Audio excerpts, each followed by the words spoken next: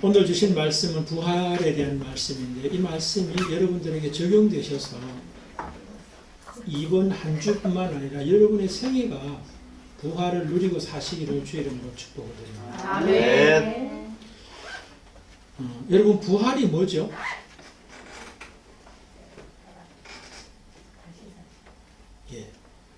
한자로 말하면 다시 붙자 살 활자니까 다시 산다 이런 뜻이죠. 그래서 사전을 찾아보니까 이렇게 되어 있더라고요. 십자가에서 세상을 떠난 예수가 자신의 예언대로 사흘 만에 되살아난 일 이렇게 정의하고 있더라고요. 그럼 사전적 정의만 따른다면 이 부활은 나하고 상관이 있어요, 없어요? 상관이 없지요. 예수에게만 해당되는 거잖아요. 성경에서는 그럼 사용한 부활이라고 하는 단어들이 있는데요. 그 의미는 뭔가? 원어는 저는 잘 원어를 쓰지 않지만 여러분들에게 그냥 들으시라고 한번 말씀드리겠습니다. 아나스타시스, 아니스테미, 에게이로 이런 헬라어를 씁니다. 저도 잘 모르는 거 썼어요.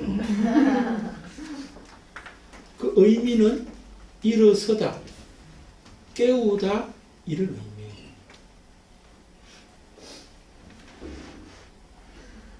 그러니까 사전에서는 예수의 부활만 부활이라고 이야기하고 있다면 성경의 부활은 뭐예요? 일어서다, 깨우다 그것이 부활이라고 정의하고 있다면 우리도 일어서고 깨워지면 뭐예요? 부활을 살 수 있는 거죠. 오늘 성경에도 보면 성경적 의미의 부활을 살았던, 경험했던 그런 사람의 이야기가 나와요. 예수의 부활도 나타나지만 그 부활이 나하고 상관없는 부활이 아니라 나하고 상관이 있는 부활로 경험되는 사람들이 있더라는 거예요. 그러면 예수의 부활이 나의 부활로 적용된 그 사람이 오늘 마리아죠. 그죠? 두 명의 마리아예요. 근데 그 마리아 두 사람이 부활을 경험했는데 경험하기 이전과 이후의 모습에 차이를 보면 어떤 변화가 있었던가 라고 하는 것을 우리가 한번 살펴볼 수 있고 또 그 변화의 내용들이 우리에게서 또 적용되고 있는가 라고 하는 것을 살피면 예수의 부활이 나의 부활로 살고 있느냐 아니냐를 확인해 볼 수 있죠. 그리고 두 마리아의 부활이 경험될 수 있었던 모습은 어떻게 가능했느냐 하는 이야기까지 오늘 여러분들하고 같이 나누면서 부활이 역사적, 객관적 예수의 부활로만 존재하는 것이 아니라 그 부활이 나에게도 적용이 돼가지고 내 삶에도 부활이 드러나는 또 부활이 증거되는 그런 모습으로 이 부활절을 통하여 우리가 새롭게 또 부활의 역사가 경험되는 그런 시간이 되기를 소망합니다. 자, 성경적 의미의 부활이 일어서다, 깨우다 그런 의미라면 오늘 두 명의 마리아가 일어섬의 반대가 뭐예요? 주저앉아 있는 것이죠. 그죠? 그 다음에 깨우다 이러면은 잠을 자고 있는 모습이 있어요. 그런데 부활을 경험하면은 주저앉아 있는 모습이 일어서는 모습으로 바뀌는 거고, 깨어있다는 말의 반대인 잠을 자고 있거나 뭐 죽어 있는 어떤 이런 모습에서 깨어나는 어떤 모습이 구체적으로 어떤 것에 있는가를 살펴보면 우리에게도 내가 지금 부활을 살고 있는지 아닌지를 명확하게 알 수가 있어요.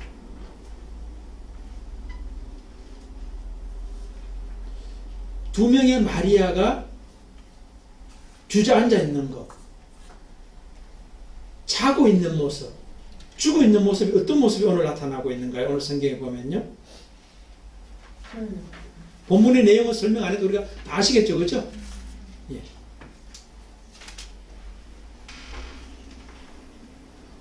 넘어져 있는 모습, 자는 모습이 어떤 게 있습니까?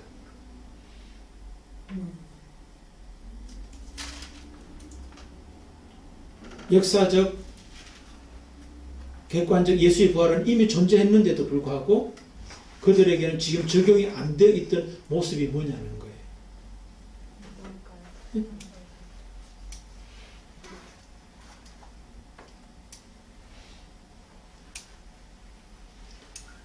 생각의 변화예요. 굉장히 중요한 것 중에 하나가 생각의 변화예요.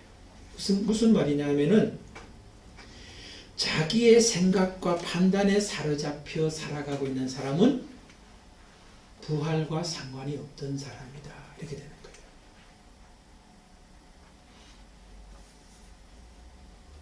오늘 이 두 명의 마리아가 자신의 생각과 판단에 사로잡혀 살아가고 있다. 무엇을 근거로 그렇게 말하죠? 그가 만났던 천사가 뭐라고 그럽니까? 6절에 보면은 이런 말씀을 합니다. 그가 여기 계시지 않고 그가 뭐예요? 말씀하시던 대로 살아나셨느니라. 와서 그가 누우셨던 것을 보라. 그럼 이 사람들의 생각 속에는 뭐가 있었어요?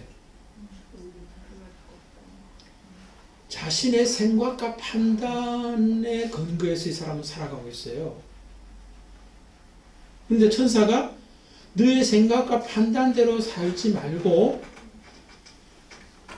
예전에 예수께서 살아계실 때 이미 너희들에게 말씀했던 바가 있다는 거예요. 그 말씀의 내용이 뭐냐면은 내가 십자가에서 죽을 것이고 사흘 되면은 다시 살아날 것이다. 부활할 것이다 라고 하는 말씀을 이미 이전에 말씀을 다 했어요. 근데 이 사람들은 뭐예요? 그 말씀이 그들의 생각과 판단에 들어와서 통치하는 게 아니라 자신의 생각과 판단대로 자기의 통치를 받아요. 그러니까 지금 이 사람들은 죽은 예수를 만나러 가잖아요. 무덤을 찾아가잖아요. 죽은 예수를 찾아가잖아요. 이게 바로 뭐예요? 말씀대로 살아나신 예수를 그들의 생각과 판단 속에 담고 있지 않았다는 증거예요. 그런데 천사를 통하여 이 사람은 이제 말씀의 사람으로 생각과 판단이 변화되는 걸 볼 수 있어요. 그래서 천사의 이야기를 듣고 이 사람들이 어떻게 해요? 11명의 제자들에게 가서 갈릴리로 가라. 거기서 예수님께서 당신들을 만나기를 원한다. 그 말씀을 전해주려고 이제 순종해서 집으로 달려가고 있잖아요. 그러니까 자신의 생각과 판단에 근거해 살아가던 사람이 말씀에 순종하는 사람으로 생각과 판단이 변화를 경험하고 있는 것이 바로 뭐예요?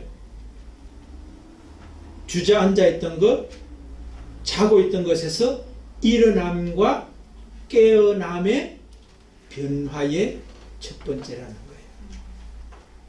그러니까 부활은 죽었다 살아나는 것만이 부활이 아니에요. 우리의 생각과 판단이 나 중심에서 말씀 중심으로 변화되는 것이 바로 뭐예요? 이동하는 것이, 순종하는 것이 부활이라고 성경은 말씀한다는 거예요. 아멘. 그럼 여러분, 우리가 부활을 지금도 살 수가 있어요, 없어요? 지금도 살 수가 있는 거예요. 부활은 우리가 생명이 죽어가지고 예수님이 재림하실 때 그때 부활하는 게 아니에요. 그것은 완전한 영원한 부활이고, 지금도 불완전하지만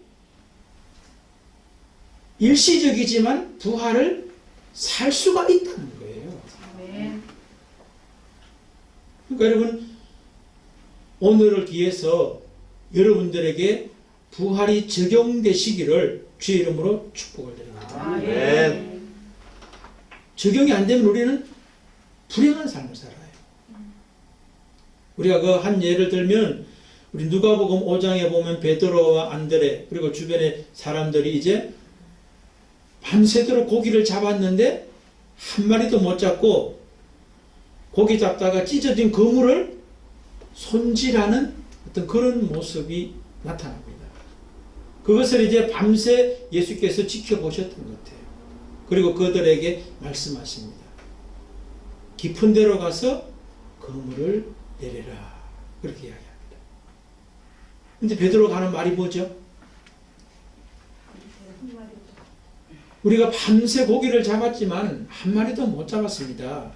그러나 말씀에 의지하여 그물을 내리리다. 그렇게 이야기합니다.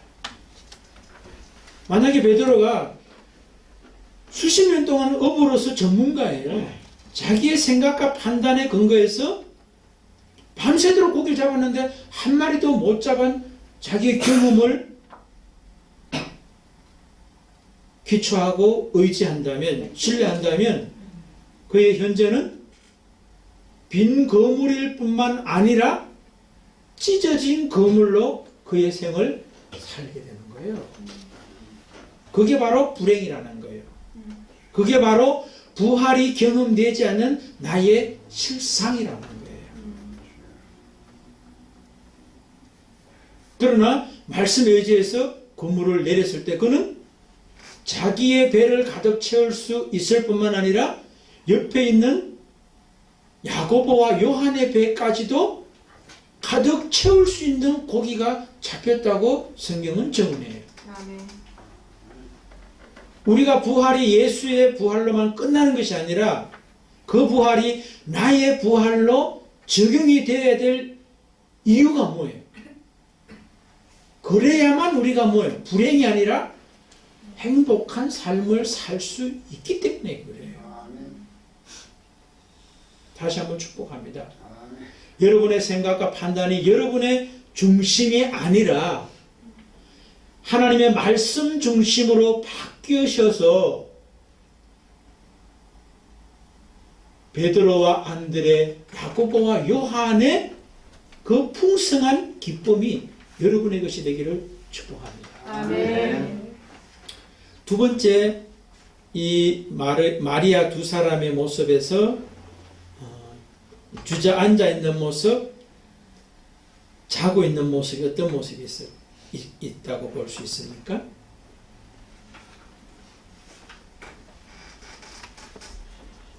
감정의 휘둘림과 감정의 질서 잡힘으로, 다시 말해서 감정의 변화가 있더라 하는 겁니다.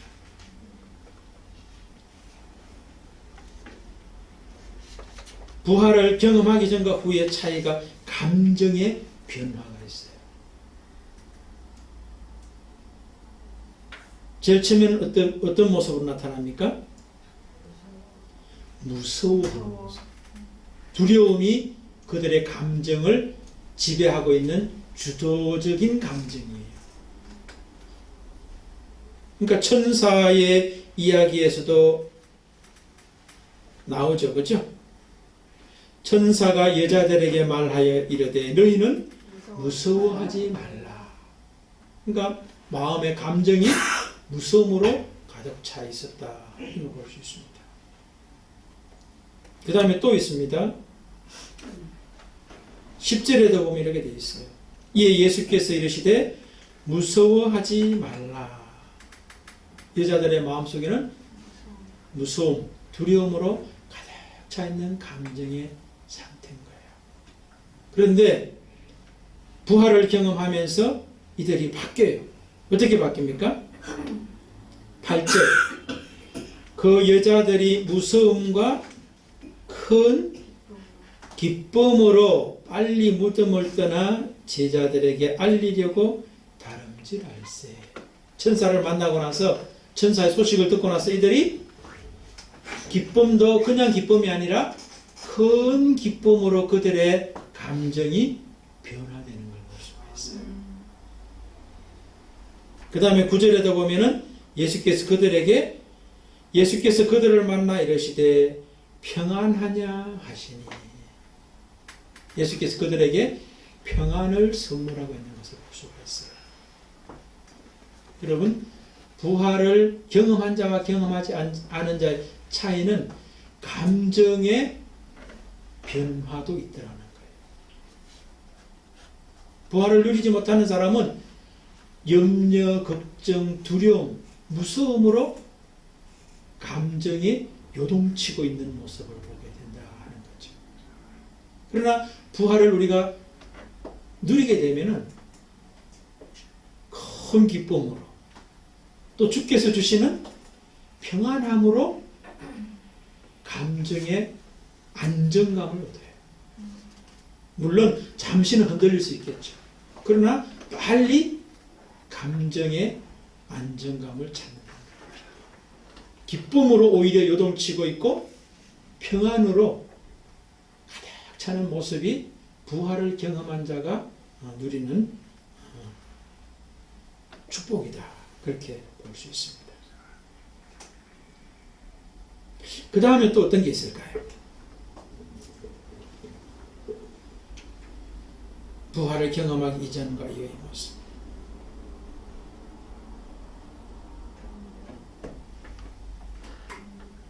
그거를 붙잡고 경계하고.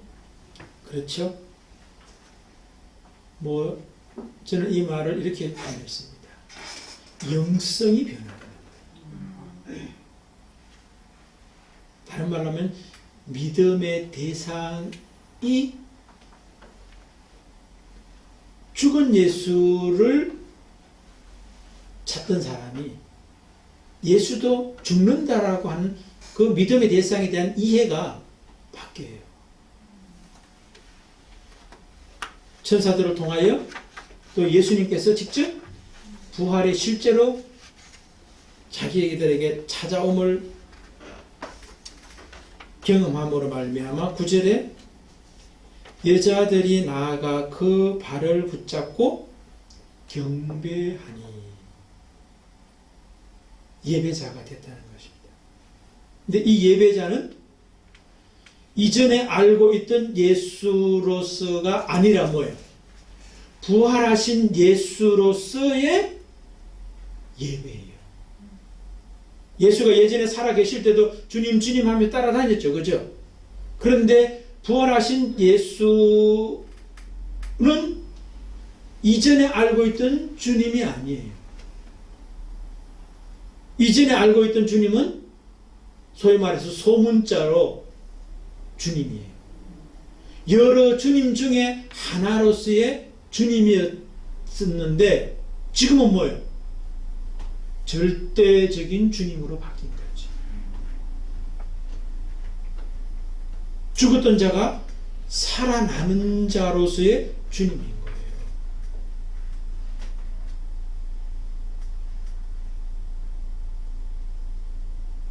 그러니까 영성이 바뀐 거죠. 믿음의 대상인 예수에 대한 이해가 바뀌어버린 거예요.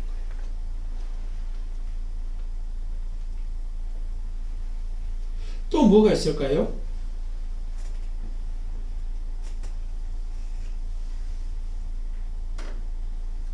저는 이렇게 표현했습니다. 삶의 방향이 바뀌지 않았는가 그런 생각이 들었어요. 예수를 향해서 오던 자의 모습이 이제 예수의 말씀대로 살아가는 자로 방향이 바뀌어버렸어요.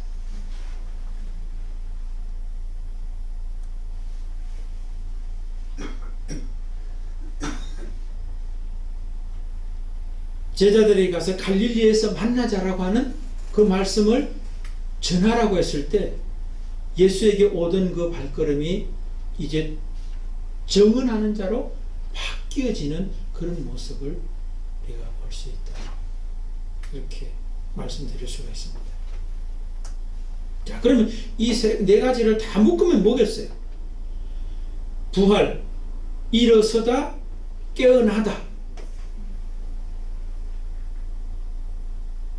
네 가지죠. 생각과 감정과 영성과 그 다음에 삶의 방향이 주저앉아 있던 데서 일어났고 잠자던 데서 깨어났어요. 다 묶으면은 일어서고 깨어남의 핵심이 뭐죠? 내용은 생각과 감정과 영성과 삶의 방향인데 무엇을 중심으로? 중심이 바뀌었어요. 나에서 예수 그리스도. 그렇지. 나에서 말씀, 하나님, 예수 중심으로의 생각이 일어서고 깨어났고, 감정이 나 중심에서 예수 중심으로 일어나고 깨어났고, 영성도 예수는 죽었다고 생각했는데 산자로서 깨어나고 일어섰죠. 삶의 방향도 자기 중심에서 예수의 말씀 중심으로 바뀌는 것을 볼 수 있어요.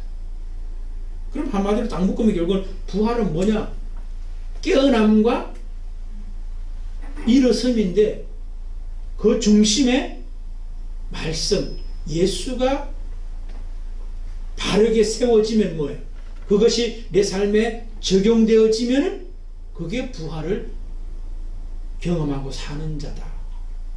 그렇게 볼 수 있는 거예요. 여러분 그렇게 되고 계시죠? 네. 예. 아직까지 만약에 거기서 제대로 작동이 잘 안 되고 있다면 오늘 마리아 두 사람도 작동이 안 되다가 지금 되는 거 아니에요. 주저앉아 있고 자고 있던 모습에서 일어서고 깨어서 작동될 수 있는, 부활이 적용될 수 있는데 변화의 중요한 어떤 그런 그 디딤돌, 뭐 모티브 이런 것들이 어떤 것이 있었습니까? 크게 보면 한 세 가지 같아요. 첫 번째는 뭐냐? 지진. 또 하나는 천사. 또 하나는 예수 자신이었던 것 같아요. 그럼 이것은 마리아 두 사람이 이제 부활을 실제로 살아내는데 중요한 어떤 하나님께서 주신 선물이었던 거죠. 우리에게도 똑같은 것이 일어날 수 있다는 거예요. 지진은 오늘날 우리로 말하면 우리에게는 뭐 지진이 일어난다고 해서 될 일이 아니잖아요. 그 지진이 오늘 우리에게는 어떻게 해석될 수 있겠어요? 내 삶의 자리, 환경이라 할 수 있어요. 내가 매일매일 만나는 삶의 환경을 통하여 하나님은 부활의 자리로 우리를 초청하실 수 있어요. 그러니까 여러분의 삶의 자리에서 지진이 일어나면 그것이 죽으라가 아니라 예수 중심으로 오라고 하는 메시지로 들으면 틀리지 않아요. 그런데 똑같은 지진을 경험했는데 오늘 본문에 보면 뭐예요? 부활을 경험하지 못하고 부활의 반대를 살고 있는 사람도 나타나죠. 그죠? 4절에 보면 지키던 자들이 그를 무서워하여 떨며 죽은 사람과 같이 되었더라. 그리고 뒤에 가보면 이 사람들이 이제 대제사장과 장로들에게 뭐예요? 이 사건을 알려주러 갑니다. 그런데 돈 받고 또 뭐예요? 거짓말을 해요. 그게 바로 뭐예요? 죽은 자라는 거예요. 그러니까 지진을 경험한다고 다 부활을 경험하는 것은 또 아니에요. 지진을 통해서 예수를 만날 수도 있지만 만나지 못할 수도 있어요. 그래서 환경이 우리가 부활을 경험하는데 중요한 하나님의 통로이기도 하지만 그것을 제대로 수용할 때 그래야 되는 거예요. 잘못 수용하면 오히려 반대로 떨어져 버리는 거예요. 그래서 두 번째 준비한 게 천사죠. 여러분, 천사가 뭐겠어요? 하나님의 보냄받은 사람이에요. 하나님의 명령을 전달하는 사람이 천사잖아요. 그럼 이 시대의 천사는 뭐겠어요? 누구겠어요? 보냄받은 사람, 하나님의 보냄받은 사람이 바로 천사예요.